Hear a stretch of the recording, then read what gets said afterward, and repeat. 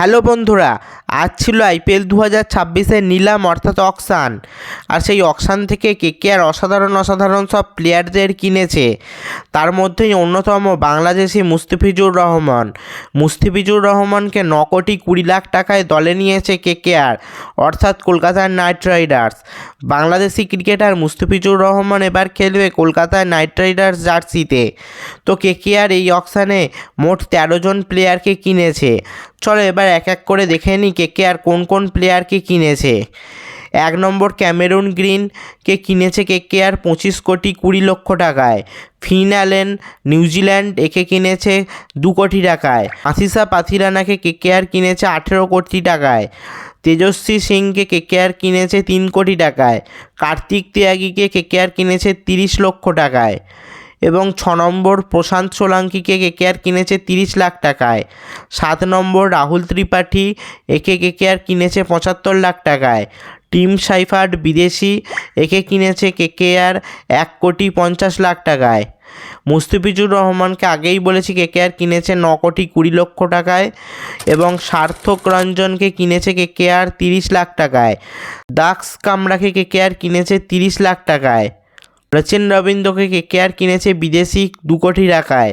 বেঙ্গলের হয়ে খেলে সেই আকাশদীপকে কেকেআর কিনেছে 1 কোটি টাকায়।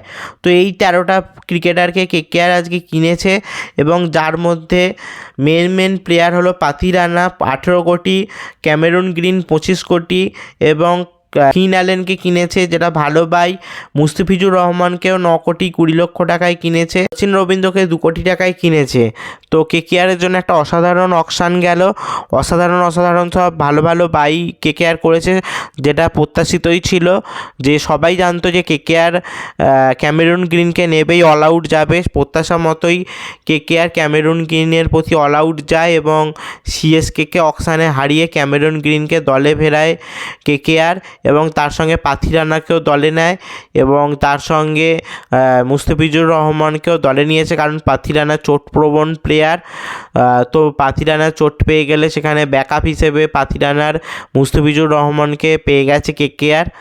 তো অসাধারণ একটা টিম বানিয়েছে কেকেআর।